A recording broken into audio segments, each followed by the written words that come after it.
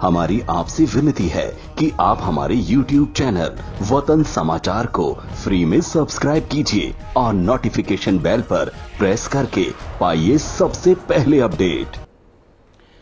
देखिए, आज का जो हमारा सबसे बड़ा मसला है, इस मुल्क का जो सबसे बड़ी समस्या है, लोगों के दिलों में इस बात के लिए बहुत सवालात चल रहे हैं, लोगों के दिलों में बहुत शंकाएं चल रही हैं कि पूरी ताकत लगाकर हिंदुस्तान के लोगों ने, यहाँ के इंटेलेक्चुअल्स ने 2014 में मोदी जी को, बीजेपी को और एनडीए को एक बहुत भारी बहुमत से जिताया।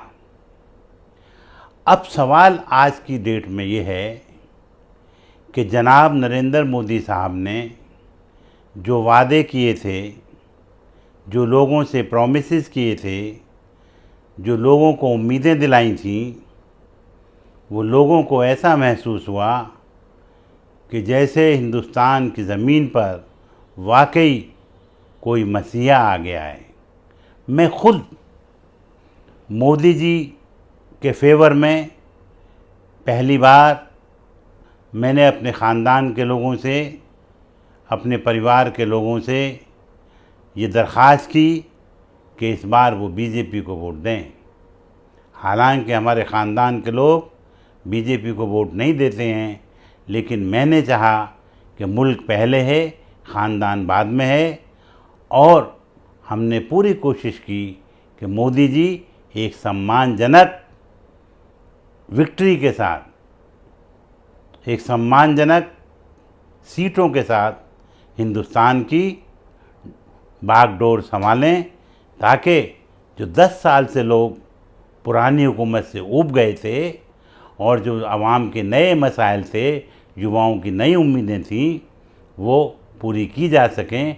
और इसका सबसे बड़ा सबूत ये है कि 8 से 9 तक का, उन दिनों का आप अगर आज तक का प्रोग्राम देखें, प्रसून वाजपेयी साहब उसमें एंकर थे, तो मैंने खुलकर हिमायत की थी कि मोदी जी को एक मौका दिया जाए। तो लोगों ने मुझसे ये पूछा कि आपने बीजेपी से कितना पैसा खाया है, आप क्या बीजेपी में चले गए हैं, आप क्या गुजरात के कातिल मोदी जी को सपोर्ट कर रहे हैं। और लोगों ने मेरा सोशल बाइकाट कर दिया, लेकिन मैंने इसकी परवाह नहीं की। लेकिन आज का मसला क्या है? आज का मसला ये है कि एक तरफ से वादे पूरे नहीं हुए, कोई बात नहीं है, कभी कभी वादे पूरे नहीं होते हैं, कभी कभी थोड़े वादे पूरे होते हैं, लेकिन जो वादे किए गए थे, इसके बरक्स आज जो जिन मुसीबतों से हम जूझ रहे हैं, मिसाल के तौर पर आज आसाम में, आज की बात है, एक member of parliament RP Singh साहब की बेटी को अरेस्ट किया गया है। उसके घर से 100 करोड़ रुपया निकला है। वो कैश फॉर जॉब के जुर्म में पकड़ी गई है। उसके घर से सोना निकला है। और वो मोदी जी कह रहे थे कि मैं न खाऊंगा न खाने दूंगा।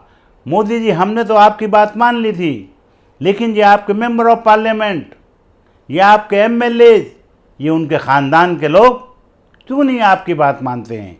चाइना की बात थी, मुलायम सिंह साहब ने कहा था, जॉर्ज फर्नांडिस साहब ने कहा था कि हमारा पहला एनिमी चाइना है, चीन है, पाकिस्तान हमारा दूसरा दुश्मन है। लेकिन आपने क्या किया? आपने चाइना के लिए बैंक के दरवाजे खोल दिए। एक तरफा चाइना हमसे तिजारत कर रहा है। चाइना अपना माल तो हमारी मार्केटों में डंप किए हुए है, हम पे दबाव डालकर किसी तरह की न ड्यूटी बढ़ाने देता है, और अपना जितना माल जब चाहे हमारी मार्केटों में डाल देता है, और हमारा माल लेने के लिए तैयार नहीं है। आज गुजरात का किसान क्यों सुसाइड कर रहा है? क्योंकि जो हमारी बेहतरीन कॉटन होती थी, उसका एक बहुत बड़ा हिस्सा चाइना जाता था, और आज चाइना ने हमारा, और आपने कहा था हम लाल आंखें दिखाएंगे। अरे आप लाल आंखें मत दिखाइए, आप बराबरी की बात कीजिए। आपने चाइना के लिए बैंक क्यों खोल दिए? दूसरी बात, आपने ये कहा था कि हम ब्लैक मनी वापस लाएंगे और आपने 1,56,000 करोड़ का वादा किया था, वो नहीं आई। हमने आपकी बात मान ली। हो सकता है आपने गलत बात की हो सकता है ये आपका जुमला हो, बाबा रामदेव का भी वो जुमला हो, लेकिन और पैसा कैसे चला गया? आज की अभी रिपोर्ट आई है कि स्विस बैंक में 50% दौलत, काला धन हिंदुस्तानियों का बढ़ गया। ये मोदी जी आपके होते हुए बढ़ गया। आप बताइए, जो पैसा नहीं आया हमने, मुल्क ने आपको माफ़ कर दिया, लेकिन ये 50% जो स्विस बैंकों में पैसा बढ़ा है, आपके पास इसका क्या जवाब है?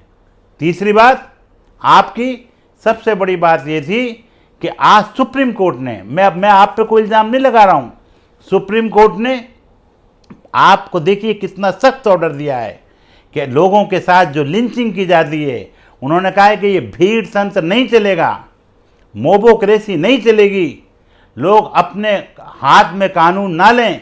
और मोदी जी, आप देखिए, आपकी सुप्रीम कोर्ट ने ये फैसला दिया है कि ये स्टेट्स की जिम्मेदारी है, ये रियासतों की जिम्मेदारी है कि वो किसी तरीके की भी मॉब लिंचिंग नहीं हो।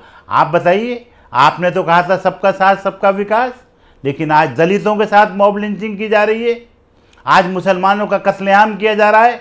हम तो सोच रहे थे कि आप, हमारी कौम, जो आपने गुजरात में हमको ज़ख्म दिए थे, मैंने अपनी कौम से कहा था कि ये मेरी कौम, वो गुजरात के ज़ख्म भूल जाओ, लेकिन आप तो रोज़ ज़ख्म दे रहे हैं। आप तो रोज़ाना जो है मुसलमानों का कत्लेआम करवा रहे हैं और उसके खिलाफ आपने कोई एक्शन नहीं लिया। सुप्रीम कोर्ट को कहना पड़ा। आपको आज पता है CAG आपकी है। विनोद राय ने जब ये कहा था कि साहब ये 2G घोटाला हुआ, कोयले का घोटाला हुआ, तो आपने अपने भाषणों में इतनी तकरीरें की कि मनमोहन सिंह की गवर्नमेंट चली गई, जबकि आज तक किसी को सज़ा नहीं हुई और ये सारे के सारे केस झूठे निकले।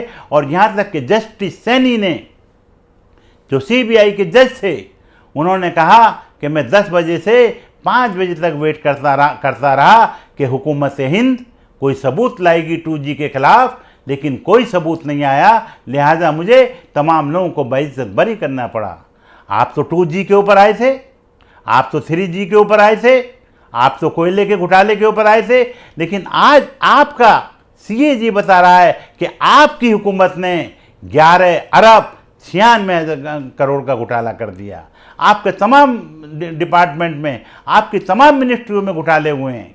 बेरोजगारी की बात थी, आप रोजगार नहीं दिला पाए, आप गवर्नमेंट जॉब नहीं दिला पाए, कोई बात नहीं है, हो सकता है आपकी कोई मजबूरी हो, लेकिन आप हमारा मजाक उड़ा रहे हैं, आप हमारा माहौल कर रहे हैं, आप हमारी बेइज्जती कर रहे हैं। आप कह रहे हैं कि पकौड़े बेचना चाहिए। MBA और IT जो करके आ रहे हैं, जो लोग बड़ी बड़ी तालीम, बड़ी बड़ी डिग्रियां लेकर आ रहे हैं, आप उनका मजाक उड़ा रहे हैं कि उनको पकौड़े बेचना चाहिए। आपके मुख्यमंत्री कह रहे हैं उनको पान की दुकान खोल लेनी चाहिए, और आपके अमित शाह जी कह रहे हैं अरे हुकूमत से जॉब मांगने से अच्छा तो ये है कि आपको ठेला लगा लीजिए। आप इस तरह हमें क्यों जलील कर रहे हैं? अरे आप तो हमारी हिफाजत के लिए आए थे। आपने कहा था बच्चियों पर बहुत हुई बलात्कार की मार, अब की बार मोदी सरकार, लेकिन कठुआ में क्या हुआ? चलिए ये हमने माफ़ कर दिया, लेकिन अब क्यों हो रहा है? आज हर दिन हमारे ऊपर जो सबसे पहली खबर आती है अखबारात की, उसमें यह है कि 4 साल की, 5 साल की, 13 साल की बच्ची के साथ रेप हो गया। अभी आपने देखा ग्रेटर नोएडा में आपकी सरकार है, ग्रेनो DPS आपकी हुकूमत है, वहां पर एक 3 साल की बच्ची के साथ रेप कर दिया गया। और योगी जी अयोध्या की बातें कर रहे हैं, राम मंदिर की बातें कर रहे हैं। अरे ऐसे मुल्क में जहां 3 साल की बच्ची के साथ रेप हो रहा हो और आप उसका कोई संज्ञान नहीं ले रहे हैं। आज फिर आपने देखा कि बाज लोगों ने मिलकर आपको, इतना खून आपके लोगों को मुंह लग गया कि पहले वो मुसलमानों को मारते रहे और उसके बाद आज उन्होंने एक हमारे जो हिंदू भाई हैं, आज जो हमारे जो मुस्ताफ़ी हो जाइए, आप अपना इस्तीफ़ा पेश कर दीजिए और गडकरी जी को आप हिंदुस्तान का प्रधानमंत्री बना दीजिए। मैं आपसे वादा करता हूं कि तमाम मुसलमान, तमाम दलित, हिंदुस्तान के तमाम लोग गडकरी जी को वोट देंगे और आपको 300 सीटें हम जो है 2019 में देंगे, वरना आपके 150 से 200 सीटें आएंगी। इसलिए मुल्क के मफाद में आप ये कदम उठाइए। हम आपसे यही विनती करते हैं, यही आपसे दरख्वास्त करते हैं। जय भारत, जय हिंद।